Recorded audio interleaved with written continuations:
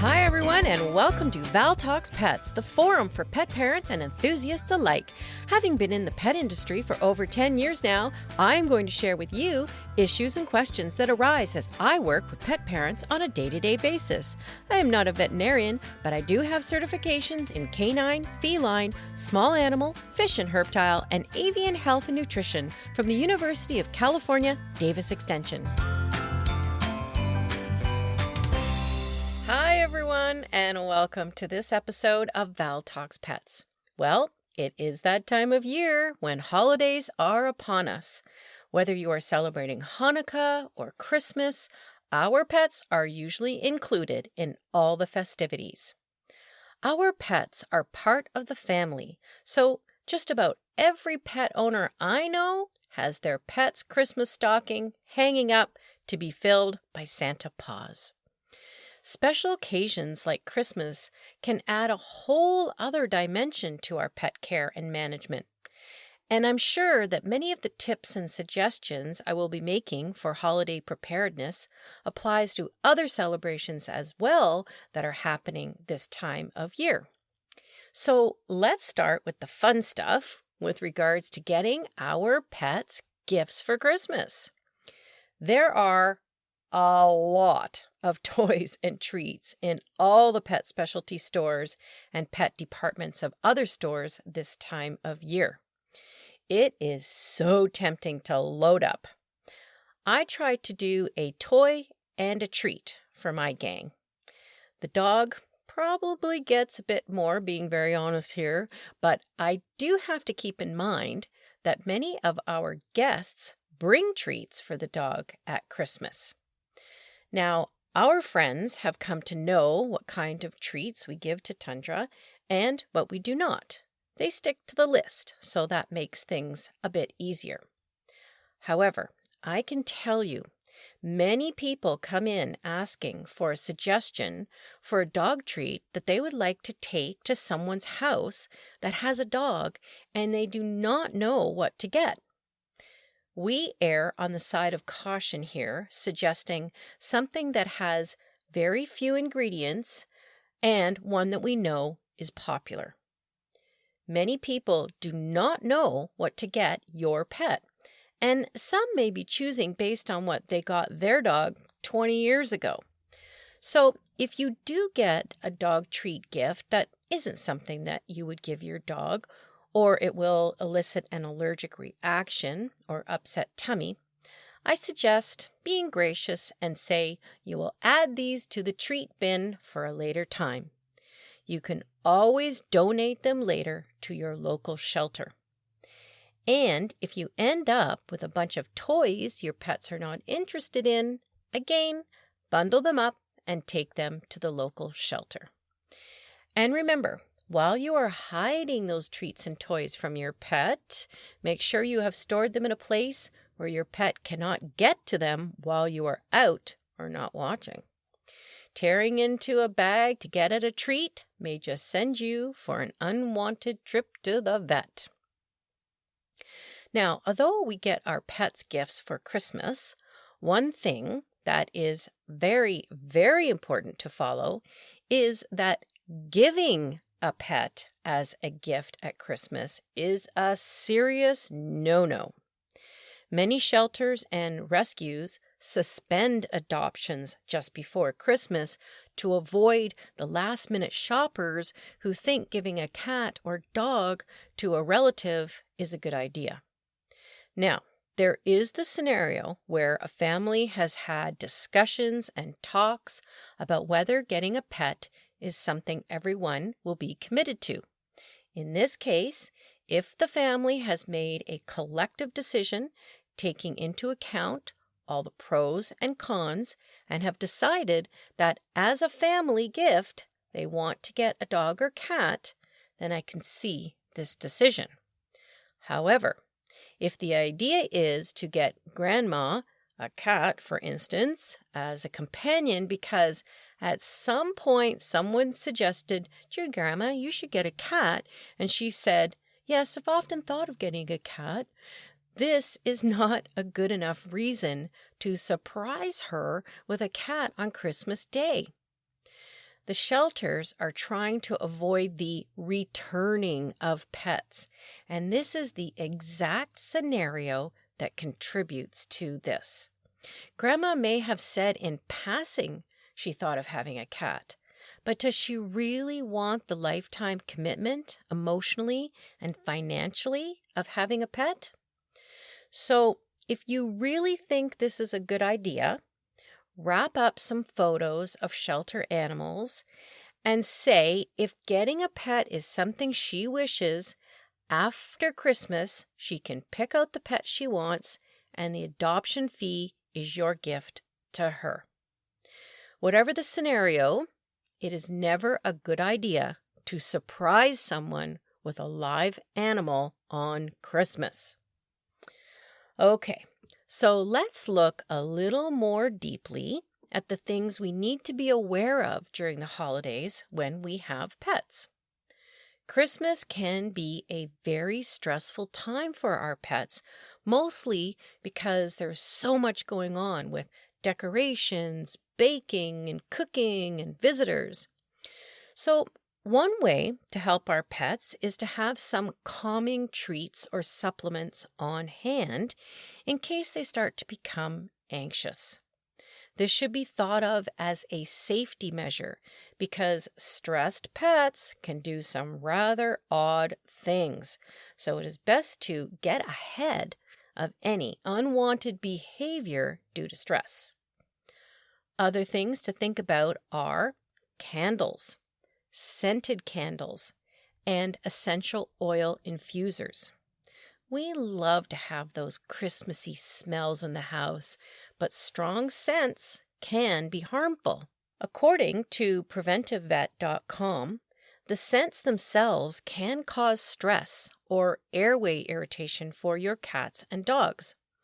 They suggest that if you must have scented candles, opt for the cleaner burning candles that are made from soy, beeswax, or vegetable wax. And don't forget our little friends when it comes to this. Rabbits can be quite affected by scented candles because of their heightened sense of smell, and they can ingest chemicals as the fumes deposit on their fur, leading to GI tract issues. Plus, if the smell from the candle is a yummy, warm cookie smell, for example, be careful your pupper isn't tempted to have a little nibble. Essential oils are particularly concerning for pets. All pets, including birds. Tea tree oil is particularly dangerous in its oil form. According to CanadianVeterinarians.net, dogs are susceptible to certain essential oil toxicities, but cats are much more so.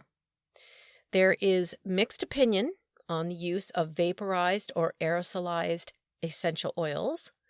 While the risk of acute toxicity is low with inhaled oils at low concentrations, some people believe there is the possibility of long-term cumulative damage that may increase the risk of liver and lung diseases. Others believe this risk is significantly low. So the best idea here is to do some research about which essential oils are deemed safe, as there are some, and make sure you are using a diffuser so the oil is quite diluted. Or just stay away from the whole thing if you feel uncomfortable after your research. Let's talk about specific plants here. At Christmas, it is quite possible that we would have lovely poinsettias or mistletoe, holly, and tree garlands and real Christmas trees throughout the house. First, poinsettias. According to petpoisonhelpline.com, poinsettia plants are only mildly toxic to cats and dogs. While poinsettias are commonly hyped as poisonous plants, they rarely are, and the poisoning is greatly exaggerated. But you do need to be concerned if a large amount or the entire plant was consumed. As for mistletoe, according to goodhousekeeping.com, one bite has the potential to make cats and dogs sick, usually in the form of vomiting and lethargy. So keep that mistletoe up high and secured well for those holiday kisses. Holly can be particularly problematic because it can have those sharp little points. And as stated by goodhousekeeping.com, it contains a soap-like component that can cause severe stomach irritation. Christmas trees, pine, fir, or spruce, or any evergreen, so this would include those garlands around the house, can cause stomach upset because they contain small amounts of essential oils. The issues with these are basically in volume. If a large amount has been consumed, then you will probably have to visit the vet quickly. So if your dog or cat has consumed something from these categories, take away any food and water for a few hours and see if their stomach settles. If the vomiting continues, you will need to go to the emergency vet. So again, we have to keep our eyes on our pets throughout this time. And if you would like to play it safe, a Christmas cactus is non-toxic. Also, at Christmas, there are many tempting treats and hors d'oeuvres being put out for guests. And if your pup gets into these when you are not looking, you could be dealing with a pupper upset from either end. Cats, too, are known to take a trip amongst the yummy offerings, and they, too, can get upset stomachs as a result. So again, keep watch and inform your guests not to feed your dog or cat, as this will just make things worse. The other thing I should mention is to keep an eye on your pets and their whereabouts when everyone is seated and enjoying dinner. One Christmas dinner, many moons ago, I found our Samoyed had stolen the carved turkey off the counter and had taken it downstairs to eat when everyone had left the kitchen for the dining room. Now, not only were we concerned about the bones he was crunching into, it turned out that while he was eating the turkey, he also ate some string that had been used to truss the turkey. It wrapped around the back of his tongue. And believe me, this turned into quite the vet visit, and he ended up being put under so the vet could cut this string away from his tongue. Yeah, that was not fun.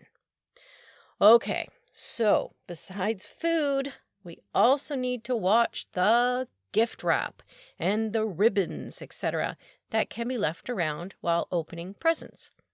All of this wiggly ribbon is so tempting to cats that they can get themselves tied up in a ribbon that can choke them outside and in if they have eaten the ribbon.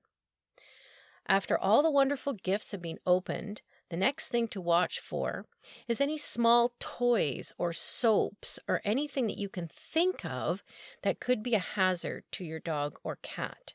Make sure things are out of the way and not left for them to ingest or destroy.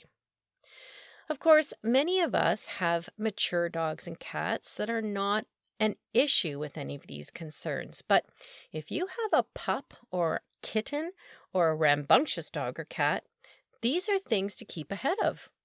Puppies can be quite a handful.